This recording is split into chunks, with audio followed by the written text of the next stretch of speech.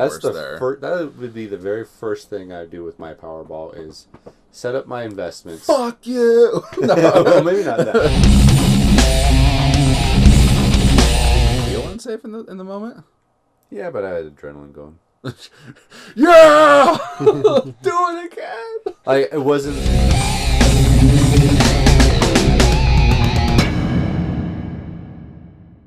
Brah, the lottery. Exploiter of the poor and ignorant. You know, I heard the jackpot's up to $130 million. $130 million? Did you say $130 million? Yeah! Wow!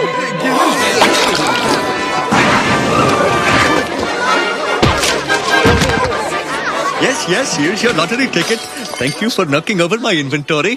Please, come again. Bart, I need some lucky numbers, fast. How old are you? Uh-huh. And what's your birthday? No kidding. And what's Lisa's birthday? What? You don't know your sister's birthday? What kind of brother are you? Strap on your bulletproof vest, Sanjay. It's time for another bank run. All right. But if I don't make it, promise you won't sleep with my wife. I promise nothing. You'll never guess what happened, Marge. Are you ready? I have a feeling that we may win the lottery! But we never, ever... Now, I know you're excited, but calm down and listen to me carefully. Go get all your money. I buy one lottery ticket a week with the girls at the hair salon. We each play our birthday, and that's enough excitement for me. You don't understand, Marge. The lottery is the one ray of hope in my otherwise unbearable life. The lottery and you. Mm-hmm. We're on a tight budget here. Promise me you won't get carried away. Yes, honey. Ooh, here comes a news report about the lottery. Hey, down in front. The whole state is suddenly in the grip of lottery fever, and Springfield is no exception. In fact, every copy of Shirley Jackson's The Lottery has been checked out from the Springfield Public Library. Of course, the book does not contain any hints on how to win the lottery. It is rather a chilling tale of conformity gone mad. Oh. But there's already one big winner, our state school system, which gets fully half the profits from the lottery. Just think what we can buy with that money.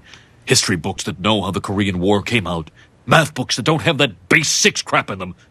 And a state-of-the-art detention hall where children are held in place with magnets. Magnets. Always with the magnets.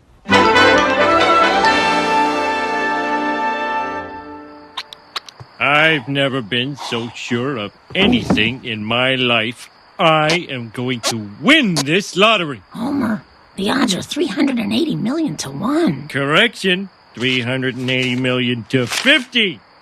So, what are you going to do with your share of the money, kids? Put it in the bank. Give it to the poor. What do kids know about spending money? What are you going to do, Homer? Hey, Homer, what'd you do? Get a haircut or something? Look closer, Lenny. Oh, I know what it is. You're the biggest man in the world now. And you're covered in gold. 14-karat gold? Take a hike, boss. I'm running things now. All hail King Homer.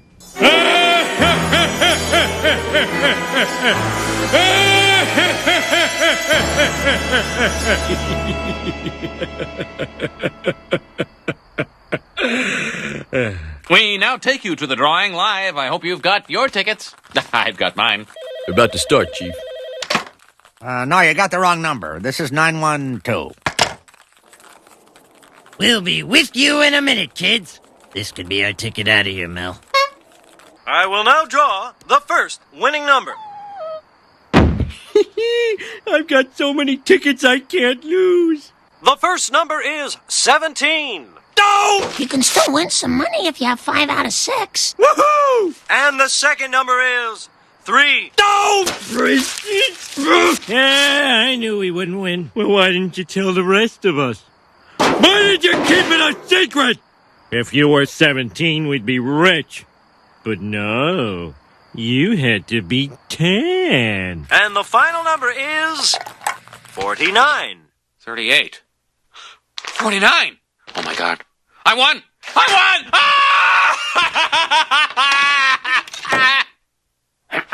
Recapping our day's top story, the winner of today's state lottery is me, Kent Brockman. Can we get a shot of me? There you go. In other news, tragic mix-up today in Cleveland. Many people killed. Goodbye! Oh, well, we lost the money, but at least we've still got each other. Are we recording? Test, 1, 2. Is it recording? It is. Get rid of this. All right. Okay. Welcome to Sequel Podcast. I'm Matt Bonta. I'm Gregory Klino. Greg, what's going on? Oh, man, so many things are going on. Too many things. Too many things. Between filming, between wanting to film, between... Oh, shit. Don't worry about that. Rehearsals for a ballet, and then wanting to film other things. Yeah, no, always wanting to film other things. What do they say? Write, shoot, edit, repeat? I guess. I mean, rinse, repeat. Yeah. Rinse, wash, lather. What is it? Lather, rinse, repeat. Rinse, repeat. For the people with hair. For people with hair. You don't got any hair?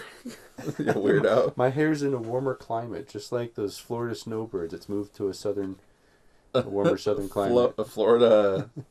What'd you say? Snowbirds? Yeah, like all the people from the upper, from the north. All the New York people going down to Florida for the winter. Yeah, above the line.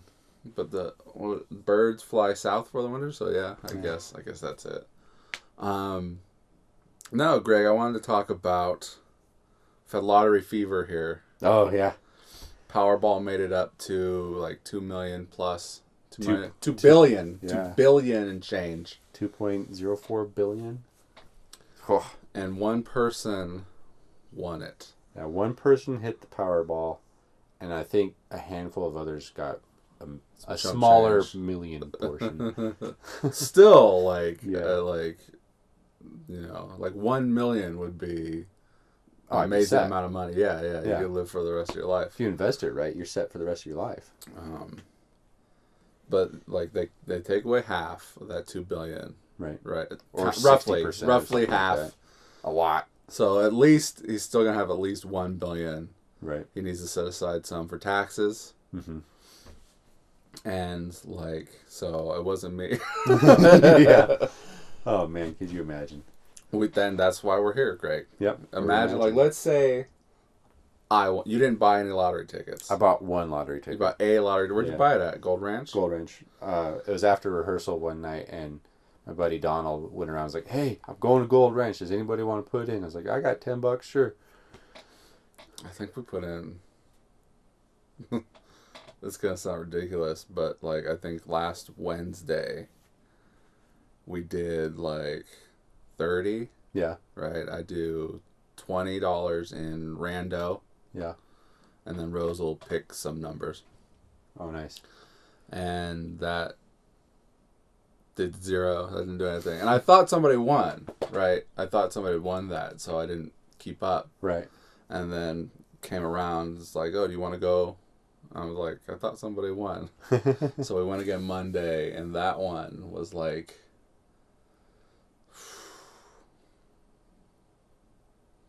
$50-$60. Yeah. But like Rosa's sister wanted some, and my sister wanted some. Yeah. And the dude gave me like an extra one by accident. Oh. Because like so like when you go into Hallelujah Junction, there's a vending machine one. You just put like money in, and then you just hit however many you want. Dude was working on it when I got in there, so because you could also go to the counter and do the same thing. Right. So I just got in line, but the dude was out there at the door because the line was coming outside the gas station, the convenience store. Right. And the dude was like he had some printed up. And I was like, how many do you want? And so, like, there was some miscommunication there with me and him. And he ended up, like, accidentally giving me an extra one. Right. And I was like, oh, shit. Fuck it. Didn't win anyways. Didn't win anyways. I thought maybe it was a sign, Greg, that, like... I think in my group... There was 2 or 3 tickets that won like $4 or something. Oh yeah, no. So we're filming tomorrow, right? Yeah. Okay. We gotta stop by there because we won like $24. Oh, cool. Out of what we got, so it's like. I still haven't really checked mine. I'm not sure if mine was one of the $4. Oh ones man, or not. you should check. Yeah. They're like, we're waiting for a guy in California. I guess it'd be California because you can't get them in Nevada, so they wouldn't know if you were in Nevada. Waiting for a guy to claim $1 million. Verdi. But I think Donald, when he went and got the whole group of them, checked them all. Mm. So I should still check though. The computer's been making noises. It sounds like a space machine. This isn't even as loud as it gets. No. We're groovy over there. Do you need to transfer anything else? No. Well, this is a great time. We were also editing. So Greg and I don't know if we need to recap for anybody, but like Greg and I finished making a movie, and we're editing, and Greg is coloring, and we're transferring files left and right for shit. Midnight Bloodshed. Go check it out. Let's go check out the trailer. Oh, I finally got my email that I could change the YouTube name. Oh, nice. So it couldn't be like youtube.com/sequelproductions. Someone already has it. Some clown has that shit. Oh, jeez. So it's Sequel Productions 85. 85 is the year I was born. Right. That'll never fluctuate. So I didn't want some random number like this year because, pretty soon it's no longer going to be this year. Yeah. So I was like, okay, 85 Sequel Productions is my company. Mm-hmm. My birth year will never change. So right. Sequel Productions 85 is my birth what year it is. might change. No, it won't. Even in a time travel situation, your birth year is always the same. If you want to stay alive, yeah, it'll always remain the same. We're not going to get into that. Would you try to do any research with your lottery winnings of time travel? Or do you that is purely fiction? It's purely fictional. What is wrong with you? I'm going to put it all on the line if someone can prove to me that time travel is real. Would you dedicate any of your winnings to some sort of research, whether it's science fiction type or anything like that? No. Yeah. I guess that says a lot. Oh man, I've never thought about this podcast that. Is over, Greg. I've never thought about that before. So. You literally floored me, and I just got extremely depressed because that means that I really don't believe in anything. Oh yeah. Like $1 million to finding Bigfoot or something. $1 million to finding Nessie. $1 million to finding aliens. $1 million to. I'm sure if you found something that really piqued your interest and you're like, I really want to find out more about that, you're probably like, I've got $1 million to donate, Tax break. I mean, like ghosts. I don't believe in any of it, I guess. I guess it would have to contribute to entertainment in some sort of thing. Check it out. Yeah, which TFC or Discovery or TFC? The Fight Club? What is it? Learning Channel? TLC. TLC. Yeah. What the hell's TFC? I don't UFC. know. UFC. I think TFC, I think that's the first time I've ever uttered those letters together as if it were a channel. I think I did mix TLC and UFC together. Oh, yeah. But not UHF. Not UHF. Yeah, I guess I'm like, okay, guys, we're going camping to go look for a Bigfoot in the Pacific Northwest or something. Yeah. I guess I would never do that. I just thinking about it right now, that's really not where I'd want to invest. So where would you go with your winnings?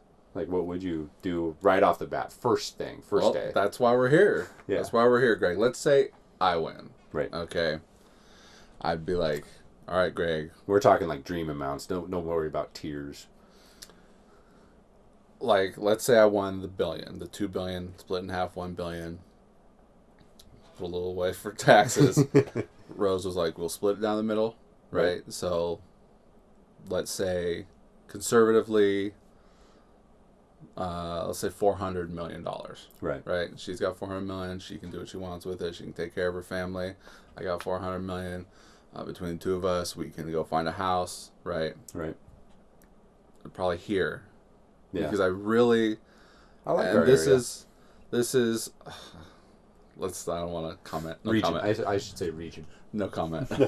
I hate the snow. I really want to get away from the snow. But in my pursuit and dedication to being a filmmaker and really exploring our area, Reno, Sparks, I guess Tahoe, and just continuing to film here, I would want to stay here and live here. I could always vacation somewhere nice and warm while it's snowing. I hate the winter. I hate the snow. Right. I hate it right now. It kind of fucked us. That's why we're filming tomorrow. But like, so like 400, let's say we buy what's like a decent priced house? For a big one, I know a guy that just bought a 22-acre, like 6-bedroom house for $800,000. Okay, so that's cheap if you've got the relative cheap, upwards towards $1 billion between two like, people. Around our area, $1 million will get you pretty much anything you want for a house. So let's say $5 million then. Right. Let's say $5 million is the ceiling for a house. Right. It's nothing. Yeah. Out of 400 million between the two. Oh yeah. All right. So we get a house. We get set up. Right. And I believe, Greg, at one point you had said for Unto the Breach, $5 million. I would make that for $5 million easy. Yeah. All right. So from there, just like $5 million budgets going forward. Right. Then you'd have every movie. All. And then like whatever's left over can kind of just slide into the next one. Mm-hmm. But I start like getting anxiety thinking about like money management and how to properly do that and how to make sure, because it's not like I can just hire someone and that's their job forever and they retire at it, because making movies is kind of like, it's a gig situation. Right. So it's like, sure, you know, the movie, like every movie I've made, like, hasn't really been a consistent cast movie to movie, right? Right. I mean, I'm not David Mamet here, okay? But I mean, like, you've kind of been involved. You weren't in Godsaw, but you've helped edit everything, right? There hasn't been one thing that you haven't fucking touched the... Yeah, I've touched it all. You've touched it all. Like, the least would have been Not in the Dark. Like, I edited most of that and screened it, premiered it at a festival, and then you came and helped me re-edit it based on my, like, this needs to, like... Greg needs to look at this. And that was just because the deadline for that festival. Right. So, like, I needed it and to get edited. There's lots of movies that have festival cuts, you know. Yes, absolutely. But you edited Street Meets Pavement. Like, on the base level, you edited all those, right? So, like, you've kind of had a steady gig. But even then, like, I haven't been paid for any of those. And they were also, like, a year, 2 years apart, 3 years apart. Right. 2 years apart. But like, so, if I were to, like, if I personally were to helm and DP a feature film that shot 18 to 25 days in a row or whatever, right? Take a month. If it took a month, if we had $5 million, if it took 2 months, right? If there was a budget, that would be the one gig I would need. If I would get my rate, I would probably get like 2 of those a year, and I'd be set for the year. So, like, and that's kind of where I'm like, I can't just like, bro, we got it, we're done, we're ready to start making, I can pay you now. Right. Like, let's say, like, so, like, I work with Damon, who's in our movie, and I'm like, all right, Damon, boom, $5,000, right, or whatever. Right. Because I know how much he makes where we're working now. Or at the minimum, like an actor's standard day rate, like 125 day, you know? Like, let's say that, anywhere between 75 to 125 day. So, we're getting convoluted. Let's kind of bring it back a little bit. Yeah. So, Midnight Bloodshed. Right. Took 28 days. So a month, right? Yeah. A month where not everyone worked all the time. I worked all the time. Let's say we did. But those were they also weren't 8 to 12 hour days each time either. Right. So let's say that we did a month. Let's say we took June. Right. Let's say we took June and we filmed Monday through Friday, took the weekends off, and everyone was on call. Right. By and large. Like, the leads were on call. Like, you and I would sit down. Like, that's where it would go. Like, I'd be like, Greg, I won the Powerball. Yeah. Okay. We've got $5 million to go. I would probably take you on as a partner. Yeah. Right? I'd have to. And Probably. would you do that? Oh yeah, like business wise, tax wise, all of that makes sense. All right, so then you and I would sit down, like we're doing right now. So we're gonna need to refer back to this when we win the Powerball. Yeah. And we'd sit down and we'd grab a script, right? Mm-hmm. Maybe Unto the Breach, or maybe we'd do a test script. A test script, right? You could do all sorts of things. I would love to do Unto the Breach before jumping into Unto the Breach, just to feel like how just to get a what feel it would feel like to have a budget for something. Yeah. So maybe something easier. Yeah. Feature. It'd have to be feature. Feature, maybe something boxed in 3 or 5 locations like that. I forget what they call it in the Community episode, where like this is this type of episode where we're all Battleship episode, yeah. Yeah, Battleship, because that's what they call it on Star Trek. Okay. When they don't leave the ship, yeah, they call it a Battleship episode. Yeah. Like probably in a sitcom where they don't leave the main set. Yeah. They're not going out and doing things. Yeah. Oh, but it was like, we're in a Battleship episode. Yeah, where they just kind of focus where they're at. Right. So something like that. You could write something fun, feature length, or grab one of the one of the dozens of scripts that we already have. And thinking about this, like I wrote 5-6 scripts last year. Yeah. Like I kind of feel like I blew my load on writing. You know, it would be an easy one to not have to worry too much about all the extraneous set pieces and loads of cast members would be the post-apocalyptic one with the masked vampire and the You think robot. so? That's the you're gonna. Wow, no, I think that one would be. I mean, harder to do. Not a whole lot of people in there, and it's all exterior locations. You know, exterior it is natural locations. You're absolutely right. Yeah, that's not. It's not too. Yeah, maybe. I'd have to take a look at it again because I don't think it's. I think it's like 60 plus pages. Yeah. Not quite 90. Take another look, flesh it out. On everything. Yeah. On everything. So we would take that. We'd take that script, and we'd look at it, and we would probably do absolutely all of the paperwork we would need before talking to anybody. Right. So we'd be like, we would do a schedule. We'd schedule like, okay, day 1 through. Right. And we would need these people. And then this is what we would do, Greg. We would tell the people, like, pay a gig. Mm-hmm. But it's a strict schedule. Right. By and large, a strict schedule. Right. But you're still going to get paid. Like, let's say you show up and we don't actually use you. You're still getting your day. You're still getting your day. Right. But then, like... But, like, this is your film day. You got to take it off work. Right. Right. And see, that's if where... you're working. That's where it's like, man, like... There are more actors in town now that have pretty flexible schedules. Right. But, like, thinking, like, oh, Damon, like... here's your pay... But then there would be no guarantee that he would, like we take him for the month. Mm-hmm. But then he's got to go back to work once it's done. Right. You know. Then you get into situations like I was in this past year where you've used up all of your vacation time for a gig.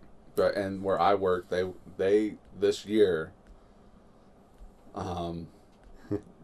they topped it out at 2 weeks. Yeah. And a lot of the people who would do like 4 weeks got really tight and hot about that situation. Yeah. And I don't want to talk about my work. But yeah, but like, so... We would never have to talk about our work again. Oh, God, dude, you don't even know. Like, I'm just like, please, because things are just getting worse and worse there. That would be the very first thing I do with my Powerball is set up my investments. Fuck you! No. Well, maybe not that. But I would set up my investments it's fuck you money, Greg. I would never have to work a job. Oh, yeah. For bills. That was another thing I was thinking, like I'd have my portfolio set up to where I'd be getting monthly income. I'd probably get some real estate, get some rental properties, get some sort of income and revenue off of that. And there's all sorts of investment you can do, right? But I heard a story about someone that like won or something like that, and they were just like, oh, if I want to buy something that's like X amount of dollars, I'll just wait 2 days. The interest will gain, and then I'll spend that money. Oh, yeah. Like, does that make sense? It does, yeah. Your dividends. Yeah, so it's like... So, like, stock market, if you were to invest just one of your $400 million into the stock market, if you do it correctly, you don't have to work another day in your life. Right. You know, and that's just the stock market. And I was also thinking, like, let's say, like, I'm almost 40. Let's say 40. Let's say I live to be 100. Just take $60 million, and I don't touch that, and that's $1 million a year. Yeah. I mean, you could live off of just that. Right, and then we'll take the $5 million and make a movie, and hopefully it'll just... Yeah, just keep rolling. Right, not just, like, make movies until it goes to zero, but, like, you make a movie, and hopefully, like, at that point... And then you have this whole legacy that you can leave behind. Yes. Which I'm already kind of leaving behind. You're leaving behind a legacy, too. This is a legacy that we're leaving behind. Yeah. Like, one day, if this is all still around... If the internet doesn't take like a massive dump at some point, Skynet doesn't delete everything, right? Then like great grand nephews and nieces or whatever. Because I don't have any kids. I don't think I'm going to have any kids. I mean, who knows? Yeah. I mean, like I might have. People are having kids, like actors and shit. They have late kids. Yeah, it's true. So, but as for now, our podcast that we're listening to. One day, your like nieces and nephews can be listening to this, right? And their children, and so on. But yeah. So like, if we were to like say, Damon, take a month off, you know, we got you for this. But once it's all over with, he'd have to. Would. The other actors would. So it's not like, guys, quit your jobs, right? Right.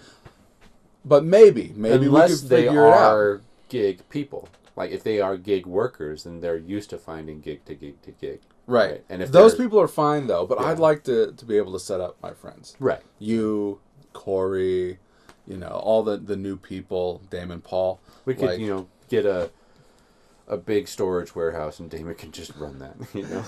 Like, You know, well, because I've talked about this with Damon before, like, because he lives to work out. Right. He hits the gym every day.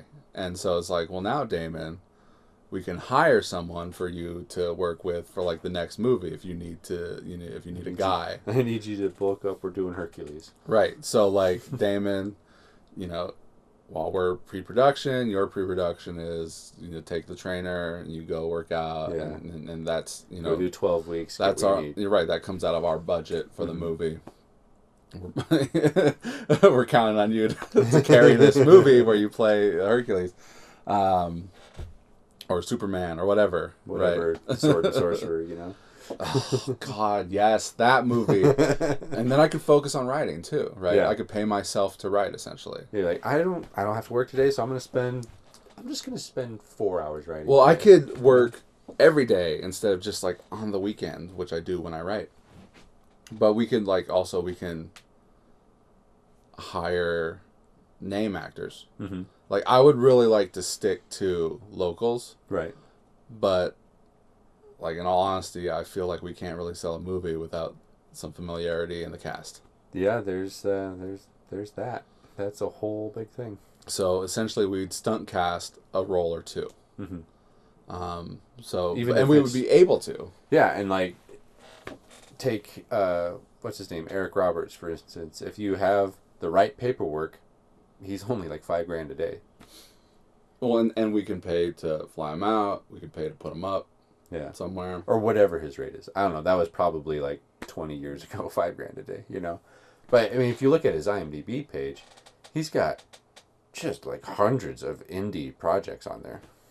So and that's what we would kind of be doing. Yeah, is we can start, and we could also hire all the different departments that we would need. Makeup, props, hair, makeup, costume, props, grip, gaff.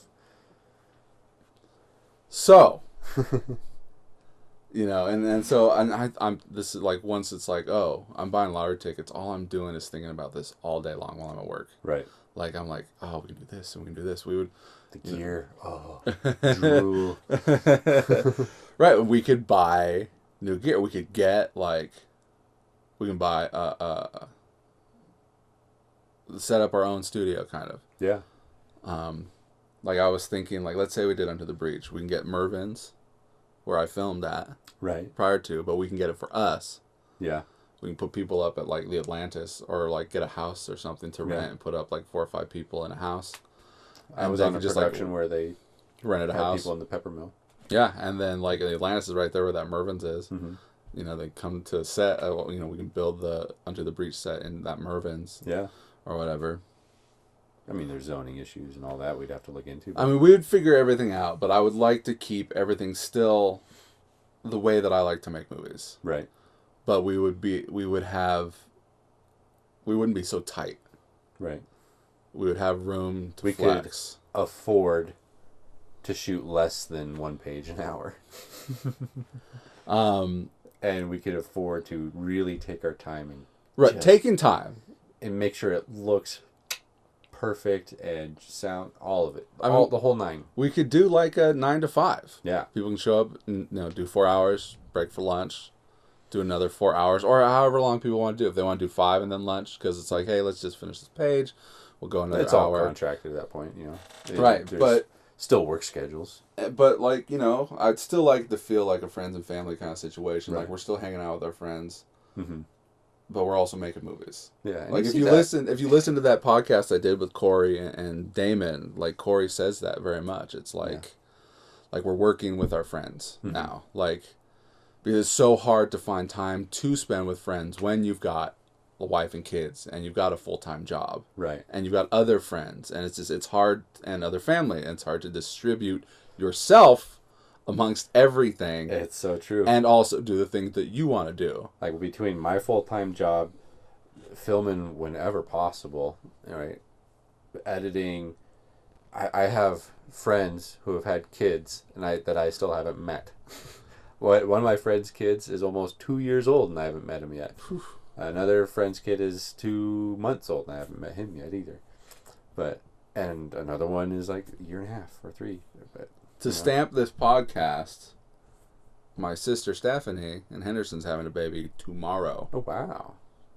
But they're inducing her early, and she's kind of freaked out. But with lottery winnings, you could just go get a ticket right now and fly down tomorrow.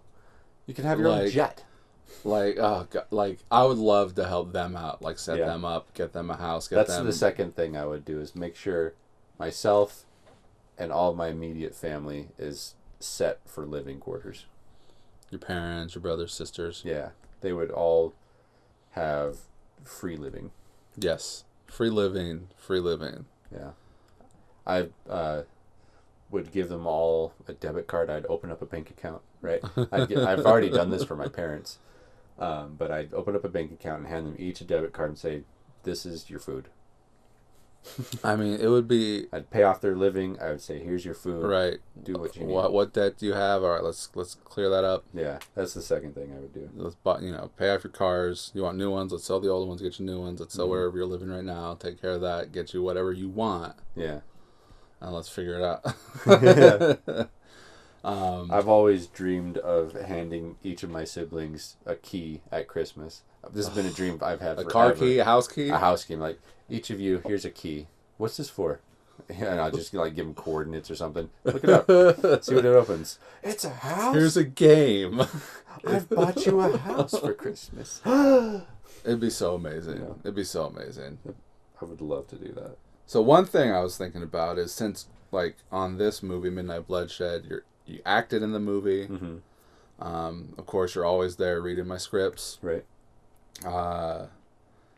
You're on as a producer. You're on as an editor. You're on.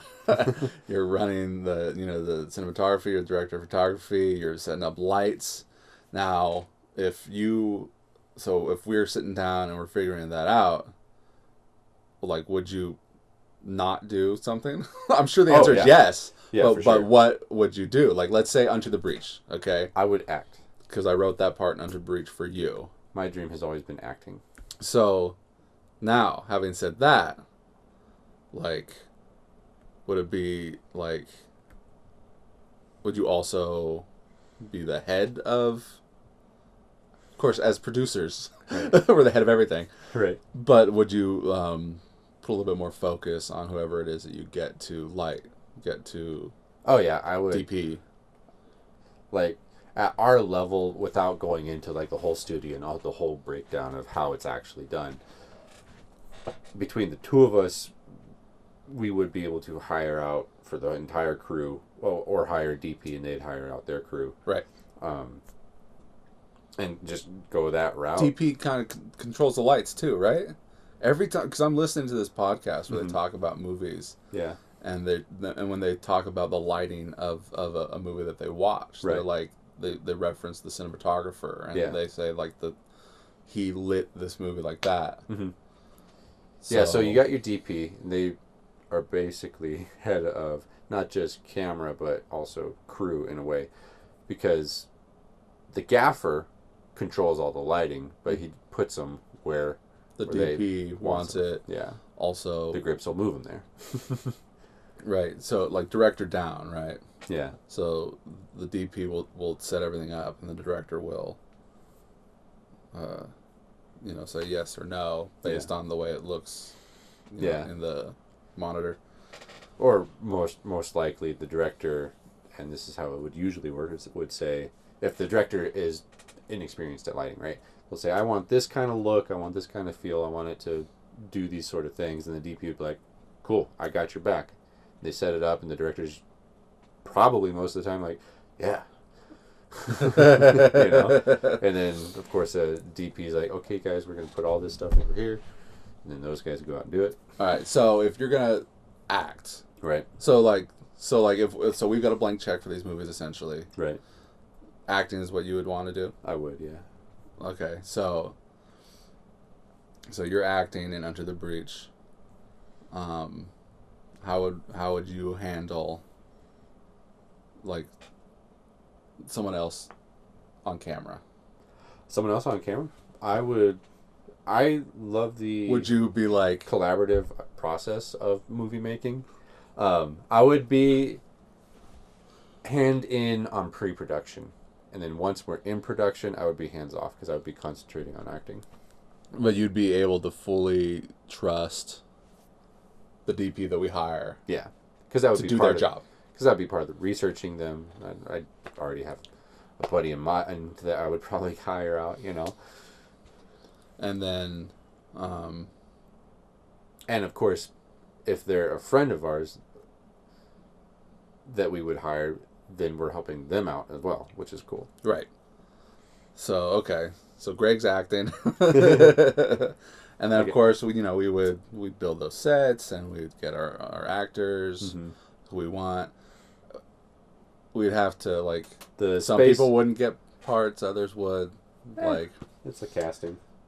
It's the world of casting. Who cares? It's the world of gig work. Yeah. Like, you know. If you're right for the part, cool. If you're not right for the part, don't worry about it. What is it in Arrested? Did you ever watch Arrested Development? No. You should really watch that, because the one dude is like a psychiatrist, a therapist or something. He's a doctor.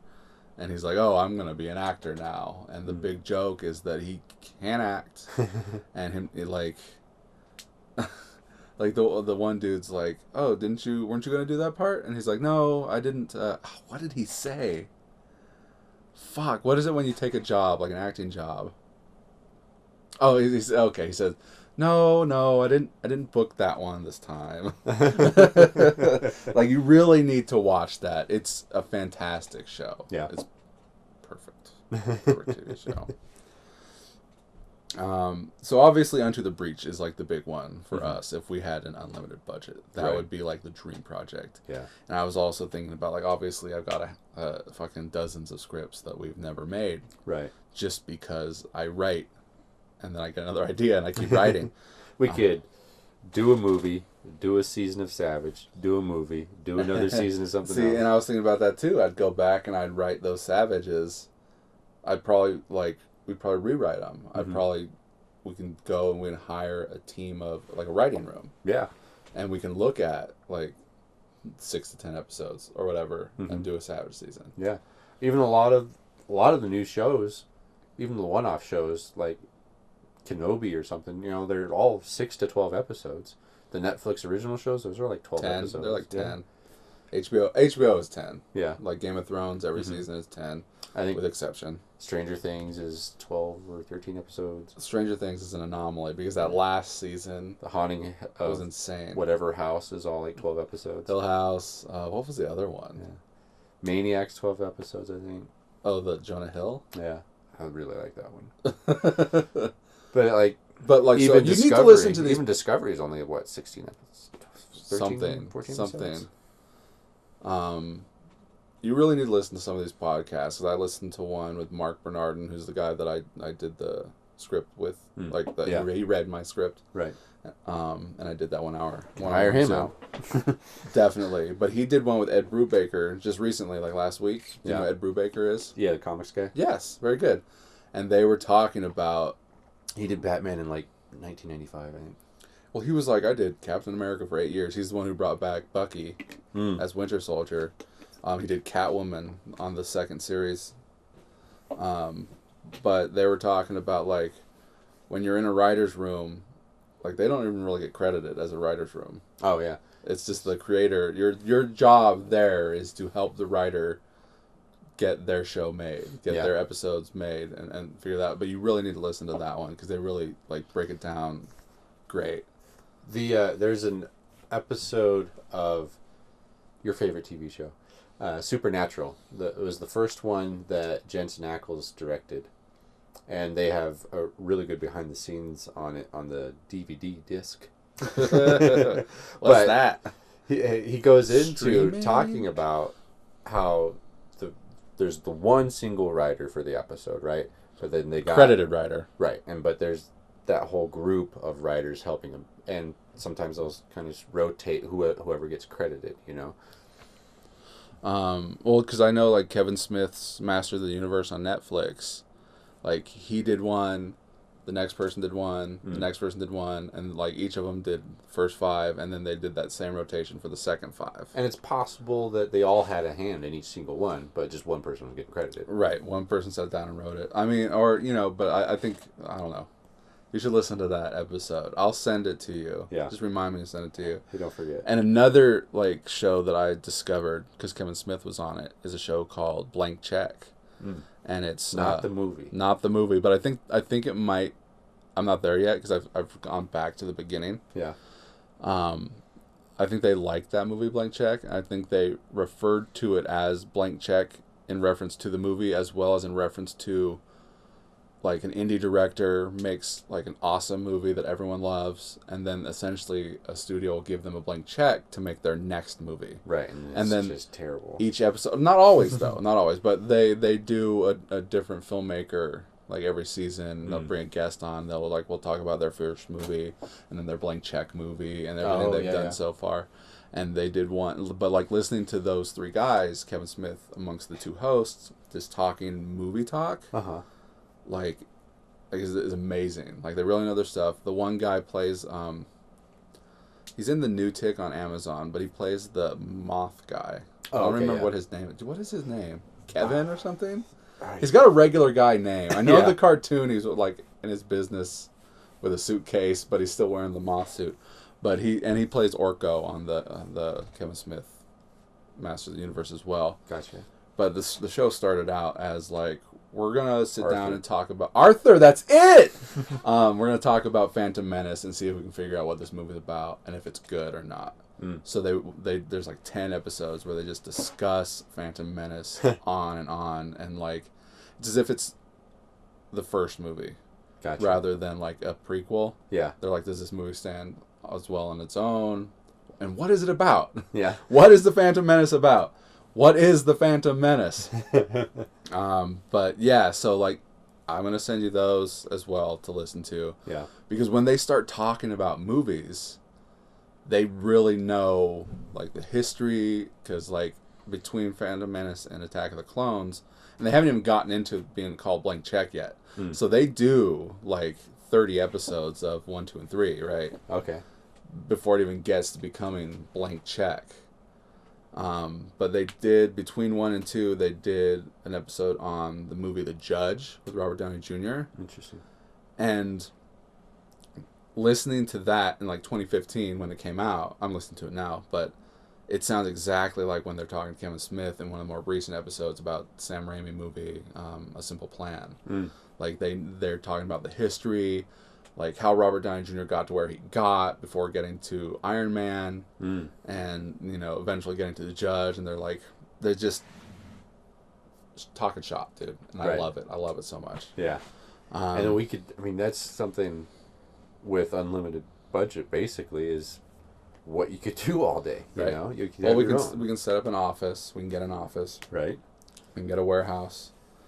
Probably get some storage units where we can start putting props in here, costumes here, or whatever, or put it in a warehouse, facility. whatever. Yeah, facility. Yeah, soundstage. Because I think Robert Rodriguez has a abandoned airport hangars or something in Texas. Tyler Perry has an entire community. Right, and fuck Tyler Perry, and I mean that in the best possible way. Like, good for him. Like, it sucks for anyone who's not him. Yeah. Because like what the fuck is Diary of a Mad Black Woman? Who is Medea?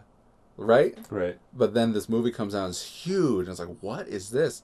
It's because he built himself up into something. Right. And like suddenly now everyone can enjoy it. Mm-hmm. Like, that is amazing. Good for Tyler Perry. He was one of the only productions his facility was one of the only ones during COVID, like in 2020, that was actually filming. Because everybody lived there. He was able to put everybody up on that property. They're only seeing each other. Right. Right? And so that's how they were able to make stuff. Well, I know that quarantine time. I think like the new Mission Impossible is not out yet. The last two. I think Tom Cruise like rented out a cruise ship for everyone to be on there because of COVID. Oh yeah. So like everyone's on the cruise ship, the Tom Cruise ship. But was Tyler Perry independently wealthy, or was he just like a guy that wanted to do a thing like David Mamet, where it's like we got like 6 or 7, 8 guys, and there's no plays for us, so I'm just gonna write plays for 6, 7, 8 guys, and that's what we're gonna do. That's what David Mamet did, right? He's like, there are no plays with all male casts, which I think there's no way. There's got to be something. But he's like, well, I'll just write for us. And that's where he got, like William H. Macy, Alec Baldwin, Joe Mantegna, all those dudes. Yeah. It's like, let's do, what's the one? Glengarry? Yes. And so that's what he did. And then that's probably what Tyler Perry did, right? Could be. He's like, no one's making plays for a black audience kind of like this. And so that's what he did. And people loved it. And then he got to make that movie and so on. Yeah. It's really all about making the movie that you want to see. Like, I could go out and potentially get on any gig, any set, right? But is it a movie I want to watch? Right.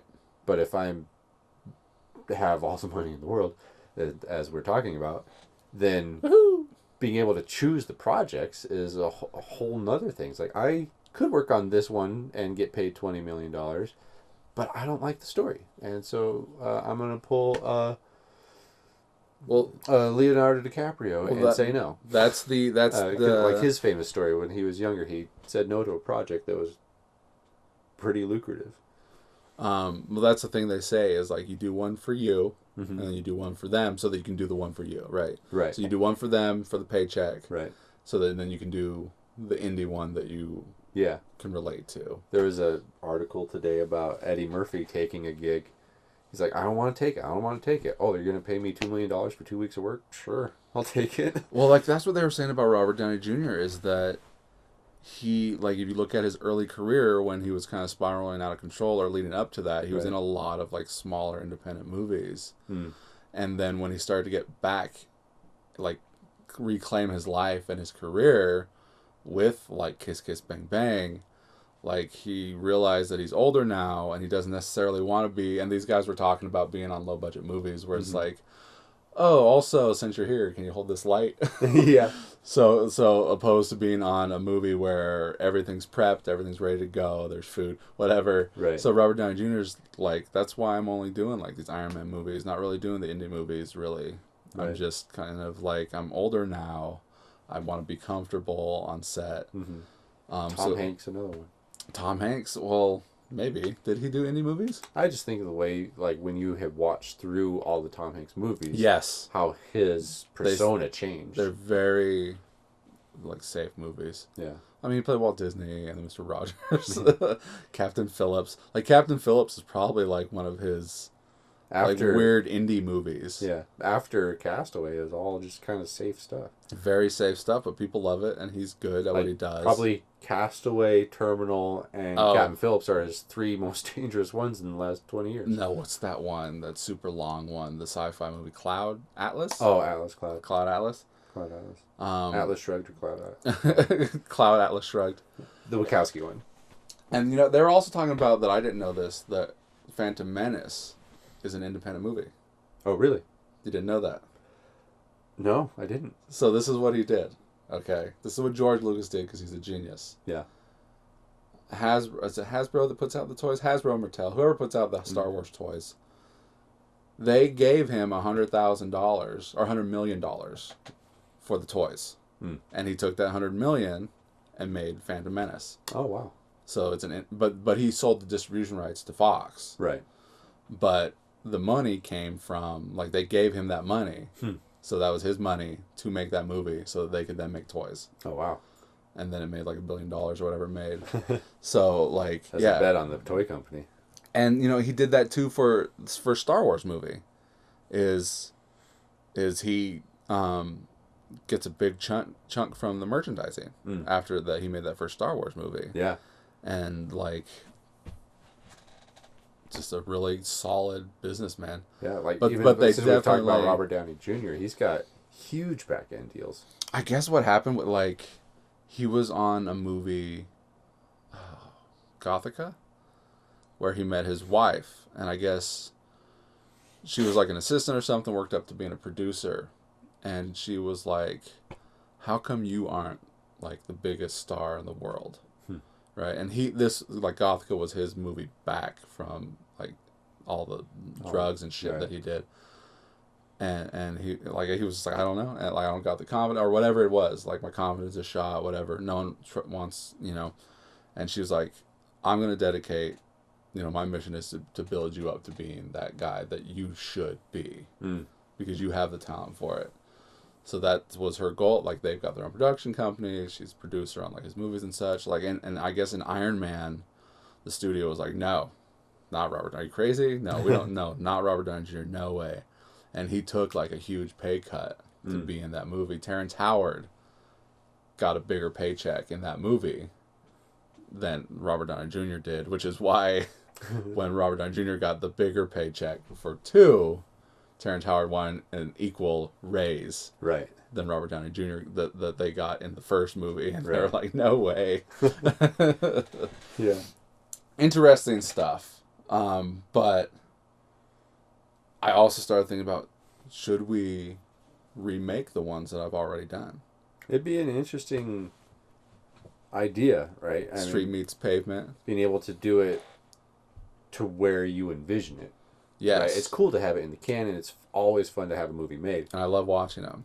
But there's that whole idea of how could this look? How could this have been? Right. It's a Wonderful Life. Yeah. I mean, there's so many different things that start off as indies or shorts that then get picked up. Like What We Do in the Shadows was an indie short, and then it got made into a movie. Now it's a TV series, There's dozens, hundreds. There's hundreds, probably thousands of those stories. Well, Clerks. Yeah. Clerks, after he made Clerks, Jim Jacks, who then gave Kevin the contract to make Mallrats at Universal, he was trying to buy Clerks before Weinstein got it, and he was like, if we would have gotten it, we would have bought it and then remade it. Oh. So Clerks could, like, if Universal would have gotten a hold of it, because they liked it, like, we wouldn't have the Clerks that we have now. Oh, yeah. They would have remade it into something probably inferior. Yeah. Like, some things you shouldn't throw money at. But, like, our movies are like crime action films. Right. We could put the money into the action that is more on an indie scale. Like, where we're running across the street with the camera back and forth. No location permits or anything. Like, oh, dude, I miss those days. I love that so much.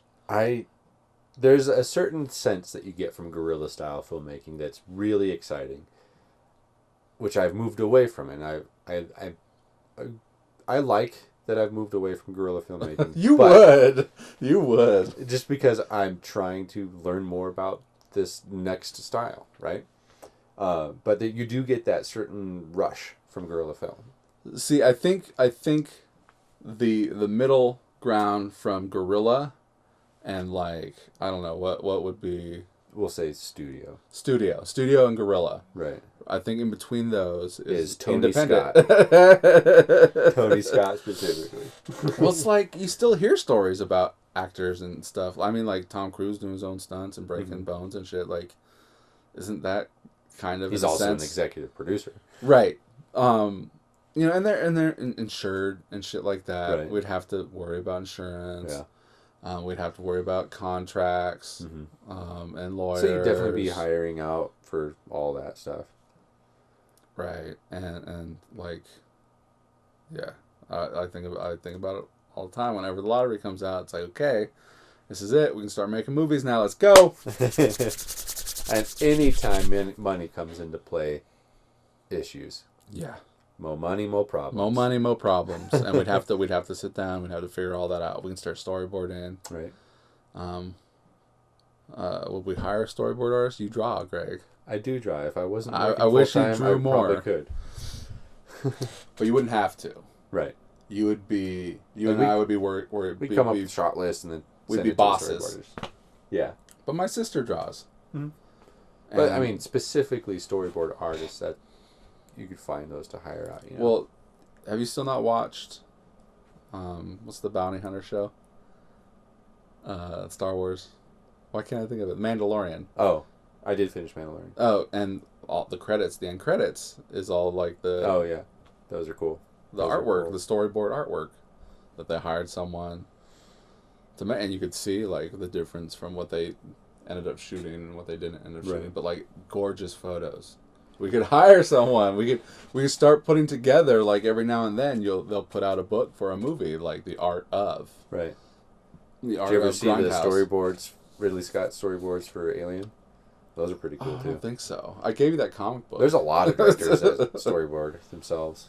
Well, I mean, are the storyboards on Alien the Giger? The H.R. Giger? No, he didn't do the storyboards. He just created the alien. Yeah, he just created the look. Should have got him to do the storyboards. That fucking guy. Do you like him? Too dark? It's as much as I absolutely love the Alien movies, I don't really like the style of Giger. Really? Do you like H.R.? H.R. Giger, yeah. George R.R. Giger. Do you like the look of the alien? The xenomorph look. Yeah, the xenomorph. Yeah, it is cool. Okay, you're down with that. Yeah. The face hugger. Classic. Yeah. It's great. Classic. It's great. Maybe not the stupid snake from Prometheus. Which snake are we talking about? Oh, the one where... The one that comes out like of... that cobra-looking thing, and then the dude goes up and is like, and it's hi, got snake, like... hi, snake. It's like, what are you doing? That obviously looks like a cobra type thing. It splits open. And like, that movie could have been so much better. What could have made that better, Greg? The original script. The original script for Prometheus? Yeah. I want to say that there is a graphic novel type form of the original script. Of Prometheus? Yeah. I'm going to look this up, dude. That's interesting. That's interesting. I mean, because you and I, we talked about it not too long ago. Right. We, like, the things that we've talked about could fit, like, another 100 podcasts. If you had this dream amount of lottery money... Blank check. Right, and you did go maybe a studio route. Like, I have this story. Let's see if a studio could make this, right? A24 or something. Would you have enough money, enough skin, air quotes, in the game to where you wouldn't allow studio changes? Like, you wouldn't get... That's why we would make our own our movies, right? Greg. But, I mean, if you were like, I don't have time for this one. I like the story that I've created. Oh, so shop out something that... Yeah, like, I really like the story I created, but I'm willing to let someone else play with. Would you have enough money into where it wouldn't get Kathleen Kennedy'd or it wouldn't get Prometheus to did? Yeah, I suppose at that point it would just be a matter of Because there's layers. There's layers on that. But I think it would come down to a matter of... and of course, the whole Kathleen Kennedy thing's all hearsay. I would be credited as probably a producer on it, right? Mm-hmm. So as producer, I would have like final say, right? Final say, final cut, or something like that. But if I were to give a script away for someone to do, like you're asking me to give away my children, Greg. I've done it, and it's like for short theatrical stuff, and it's interesting to see what people come up with your own writing. I remember one. Well, I did one. Yeah, I remember one in particular, and it's a great exercise for me because I like to challenge my own views on my writing. And the only one that I really didn't care for that someone else did was this one handshake one. And everybody in it loved it. Audience got a good reaction out of it. Like, okay, cool. What they did worked. I didn't like how they did it. Sure. Once again, children, Greg. Yeah. That's your kids. I did that one of yours, remember? Yeah, I like that one. With Robert and my buddy Alex. They're wearing like hockey masks. You know, that movie, I really wish that I had a little bit more time. So in it, the dude is looking like he wants something, right? Yeah. And his buddy shows up and he's like, I got it for you. And I don't remember if it was in yours or if it was in my adaptation version. He's like, you know what I had to go through to get this for you? Mm. And then I cut away to him like stabbing somebody and some blood coming up. Oh, yeah. For that cutaway, what I originally wanted, because what he brings him is like a stuffed bunny that I had. What I originally thought would have been infinitely more like funny is if he's standing like dressed how he's dressed, standing in line at like Walmart, like just a long line. So it's like, you know what I had to go through to get this for you. Cut to, you know, Muzak playing over Walmart, you know, it's just a long line. He's just like looking at his watch. It's like, Man, that would be a whole nother side business that I would do is my Film Something Friday thing where come up with a concept, do it myself, and then don't show my version until everybody else has filmed their versions and then like put it as a compilation, you know? Well, like now we're talking about other shit. So like that could be a festival. Yeah. You know? Yeah. It's a festival with the same script and everybody does their interpretation of it. Has anyone done that? I don't know. Maybe, right? Because that would be... Like, you get a lot of those, like, 24-hour type festivals where you have the prompts and everybody has the same prompts. Right. But wouldn't it be cool if everybody had the same script? Yes. Absolutely. Yeah, that's like, we can set up our own film festivals, right? Yeah. We can buy our, like, Kevin Smith. Brought him up a lot in this podcast. He just bought himself a movie theater. Yeah.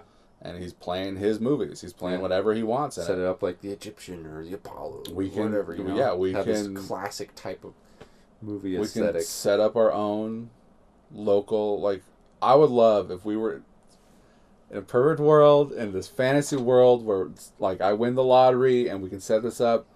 We could be the epicenter of our, you know, Klino film.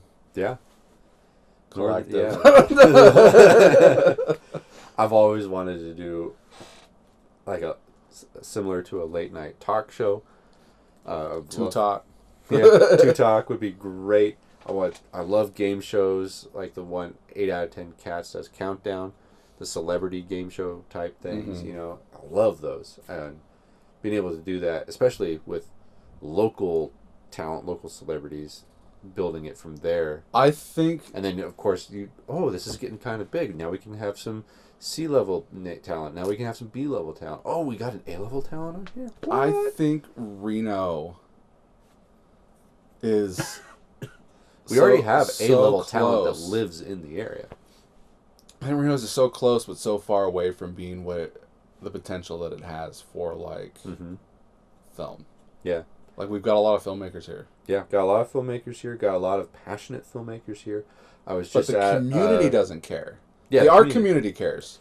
But we need the plebes. Yeah, we need the plebeians to care. Just thinking about theater, right? The actual stage theaters in town, when they were getting their budgets cut because a lot of them rely on grants from the Nevada Arts Council, and when Nevada cut a bunch of stuff, the Nevada Arts Council got a whole lot of stuff cut, so the theaters got a whole lot of stuff cut. Everyone suffers. And they were talking about how like less than 1% of the local population actually goes and sees stage theater. Well, it's like every time I go to like a play that you're in, like there's always like a group of people that are talking. They're like, "Oh, so and so's in this.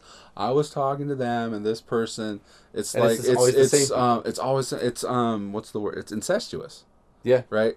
Like you said, less than 1%. Like that's incestuous. Right. So and it's not the like the negative, not the negative incestuous, but like. It's the same group of people seeing it, and it's so hard to break that barrier, that plateau of how do we get 5% of the population to come to see art? Billboards, how ads. Do we get them to see a play for $30 instead of a movie for $12? Or you can go into a movie theater and hop around too, for $12. Right. And that's honestly the price point on a lot of plays is the reason why I don't go see. Yeah. Which sucks. And, so it needs to be a play that I really want to see, like you're in it, or if it's like, I'll go see Noises Off forever. Every time they're doing it. Yeah, I'll go see it for sure. Certain ones that you always want. I think Noises Off is fantastic. I saw you in it. One. You were in it, right? I was. Did I see you in it? Is it in a little theater? That was the one that got us started. Where we're here today, right now, because you were in Noises Off in 2013. Yeah, because that's when me and Patrick hooked back up again after I came back from Colorado, and that's when it's like, let's make a movie. Right. And we made Street Meets Pavement, which once we get that blank check, we can remake Street Meets Pavement. We can do it like a real good Afghanistan scene. Right. Damon can play Mike's part. I showed him that Afghanistan scene, and he kind of laughed at it. Oh, yeah? Yeah, he was like, they wouldn't do that. And I'm like, this is a Marine that wrote that scene. But, yeah, no, he had some issues with that. But, like, when he starts shooting the live rounds, he was like, oh, that's real. I'm like, yeah, that's real. I was laying underneath it. I wasn't there. You were there. I was laying underneath those live rounds. We definitely wouldn't make it the same way. Were you holding the camera for that? I was holding camera. Where was Patrick? Behind you. He was definitely behind the live steel being shot. The live ammunition. That was probably the most dangerous thing I've ever done on a film set. Was it? Why was it so dangerous? I'm sitting underneath a machine gun that's getting shot. But it's with not live ammunition. But it's not pointing at you. It's still there. It's still there. Yeah. But people go out and shoot all the time. Have you ever gone out shooting? Oh yeah. I'm from Nevada. But would you say it's any less dangerous in that same situation? Being in that spot specifically was pretty dangerous. Really? Yeah. Interesting. It's the first I've ever heard about this. I know we've done a commentary. I don't think you've ever mentioned that before. Interesting. What Especially else? with my safety knowledge that I have now. Like, oh wow, that would never fly. Well, what would you have done differently? I would definitely be shooting blanks. Let's say we're doing it today, not a blank check. Right. But let's say that, like, with our equipment that we have now, the actors that we have now, the experience and knowledge that we have now. Right. Let's say, like, instead of us making Midnight Bloodshed this summer, we made that movie. Right. How would you have done that? That particular gunfire scene, that firefight sequence, especially after the whole Alec Baldwin dust situation, all of the stuff being fired would either be in post. If we were to actually fire rounds, it would be blanks. It would be double, triple checked. Only the armorer would handle it. Armorer being, whoever. In this situation, it would have been Mike. Right. But only 2 people would have handled it. The armorer and the actor. How was it different then? We were all just sticking around. Yeah, we were all 20-year-olds making a movie. Were you 20 then, Greg? I don't know how old I was. 26. I believe you were 26. Did you feel unsafe in the moment? Yeah, but I had adrenaline going. Yeah, do it again. Like, it wasn't the level of unsafe to where I wanted to stop. Right. Like, there's always that I mean, I wasn't even there. And that happens. That happens with any and every stunt. If anybody, and this is what I say on all my sets when there's a stunt taking place, is if at any point anybody on this set feels like something unsafe is about to happen, just yell, hold, or stop, or whatever you need to do to get everybody's attention, and everybody pays attention. Stops what they're doing, or maybe lowers what they're doing, you know. And that's a huge issue for me, especially after the whole thing with Dust, where, I mean, if I was the first AD, the first AD is also essentially the person in charge for safety. You know? That not even being like Brandon Lee was shot and killed. Yeah, and that wasn't even a live round. It kind of was. Something came out of the muzzle of the gun, but it wasn't a bullet. Yes. So. But yeah, I mean, there's the whole issue of safety with firearms in itself. I enjoy the use of firearms for recreation, for hunting, for whatever, right? Not for violence against my fellow man, right? But the whole idea of safety is paramount, especially when there's stunts or that type of thing. Right. And being able to hire out the best minds in that field would be just a huge bonus, you know. Being able to hire out people that understand what those rules mean, what they are, how to enforce them. Being able to take the time with the actors, you know. Everything that we've done, aside from like kind of that and kind of street toughs as well, like I always have just airsoft guns. Right. Yeah. And usually the gunshots happen off screen. Yeah. And that's just because, like, how do we make it look real? Yeah. That's just my and it's hard for me to write not that. Right. Like, I can't write a movie that I don't think that I can make myself. Right. With what I have, with my resources, right? I've never sat down and wrote Unto the Breach probably being the first. Yeah, I guess. But even then, like, I was like, under the right circumstances, we can get this done. Yeah. The way we do it. I think the movie Clandestiny, I don't know if you've ever read that script that I wrote. I think Clandestiny is probably the only movie that I wrote. Dream level. Dream level at my level, though. Yeah. You know, it's a you know. I always like to start with make it the way you see it in your head, and then pare it down. Yeah, then that's kind of also one of my own philosophies as well, but like slightly different. I don't know. And with lottery money, you could be like, okay, I need to blow up a house. How do we do that? You know, it's not an instant no, we can't do that, or whatever the effect is, right? Because it's usually for effects. But whatever you need in the movie, it's not an instant we don't have that, we can't do it. It's okay, how can we figure this out? And blowing up houses and shit. Every time I watch a movie and they do that, I'm always like watching it and thinking like what was the budget on this? Right. Is that a real house? Is that a fake house? Is that a miniature house? Right. How miniatures. much of this is CG? Been wanting to get into miniatures. What did we watch recently? I think I watched something with Rose where somebody was on fire. Oh, the Terrifier 2. You and I watched, and with Mike, you watched Terrifier 2, and there's like a lady that's on fire, and I'm looking at that because I always think Friday the 13th Part 7, Kane Hodder is on fire, and that's the record time for someone being on fire. Isn't that how he got scarred? No, he got scarred long before that. Oh. So, that's 40 seconds, right? 40 seconds is the longest time someone's been on fire in a movie, maybe. Yeah. Like, I don't want to say that that's it, and someone's like, no, but so I'm looking at the lady on fire in Terrifier 2, and I'm like, I'm counting the cuts, like the seconds, like second cuts. But then I'm looking at it, and I'm like, oh, that's just CG. It looks good. Yeah. But they just put that on top. Yeah. I was watching a video today about this schmuck, to use the word politely, who created his own VFX packs. And like, this is how you can put 3D objects that move around in your scene. And it looks pretty good. And it's like this 26-year-old kid on YouTube. Well, do we have anything else, Greg? Any other final blank check stuff? Oh man, what car would you buy? I'm not a car guy, right. But when Death Proof came out, they go on and on about the 70 Challenger. I guess that. Yeah.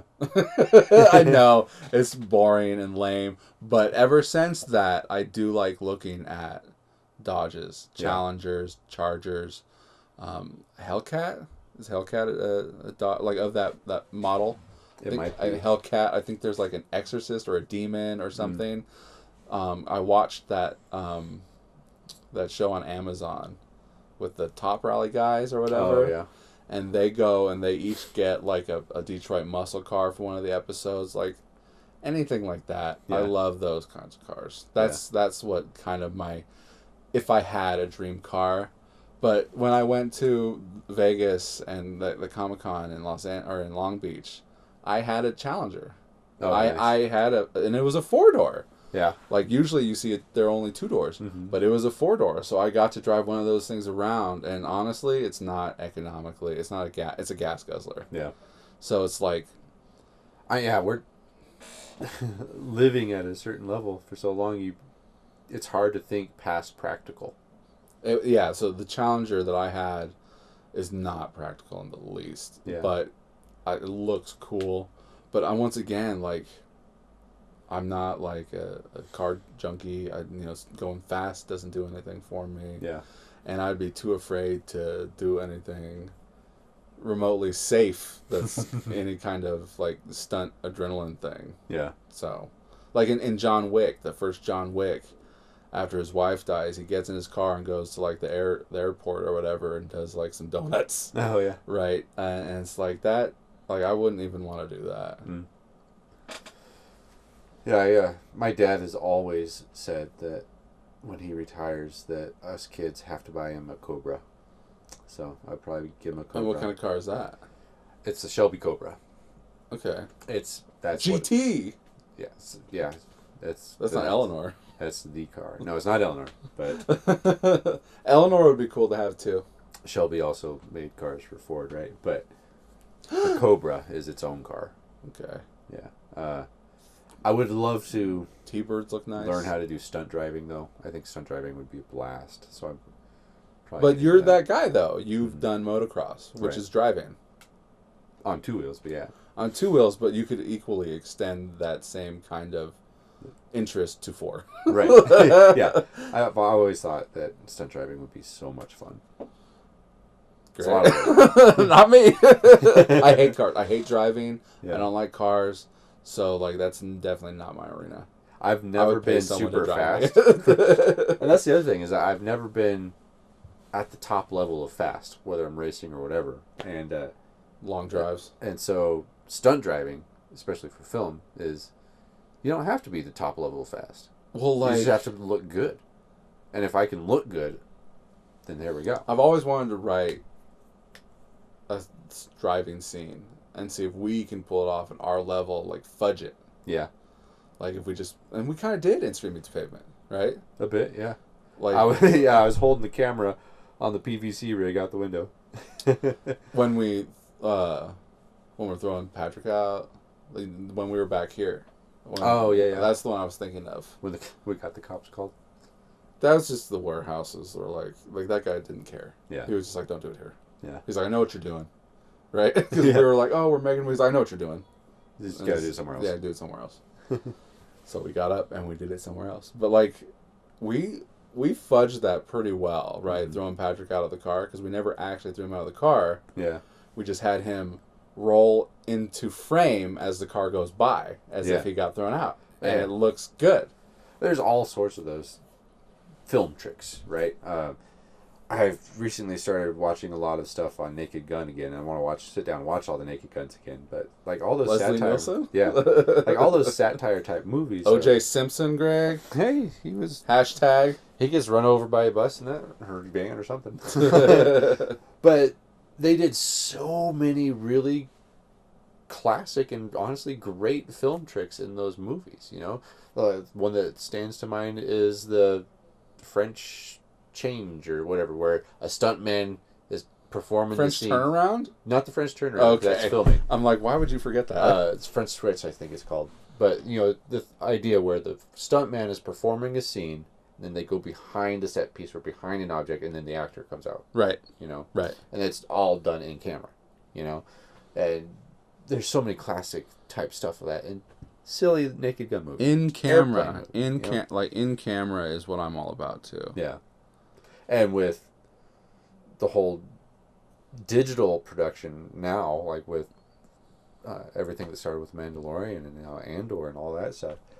What's that thing called? The zoom. What is that thing called? Do you know what that thing's called? The screen that I'm talking about? Yeah, where the camera moves with the background, like everything. Yeah, it's a whole system. Void. What is it called? Do you remember what it's called? No, I don't. Oh, man, like the expanse or the void or the verb. Or I have no idea what they called it. I don't think I've ever even heard the name. But the idea of digital projection like that is a whole nother realm that we could dive into, you know? Because you don't need green screens anymore. The volume. The volume. Right. Never, they're not on green screens. Yeah. So the camera, like when you move it, right, the image moves with it. And there's also a way to do that with green screens. You build your digital world, and you're shooting on the green screen, and you have the sensors or wherever they are, and you're moving around the actor in this green space, but then it's also planting the digital world around them, you know? And so all those possibilities are things that we could hire people with brilliant minds to think about. People who know what they're doing. We can paint our own fucking green thing. Yeah. Absolutely. One day, Greg. Yeah. One day when we win the lottery. The stuff that dreams are made of. Well, I'm Matt Bonta. I'm Gregory Klino. Thanks for listening to Sequel Podcast. I did that way out of order. Like, did we, any final thoughts? We're over an hour, so. We're over an hour. Yeah. Man, I could fantasize with lottery winnings all day. Probably do. Yeah. I know I do. Well, thanks for listening, guys. I hope that was fun. I had fun talking about it. That's, Sequel Podcast, episode 211, I think. And be sure to check out our Thanksgiving episode. 2 weeks. I'm Matt Bonta. I'm Gregory Klino. Peace out.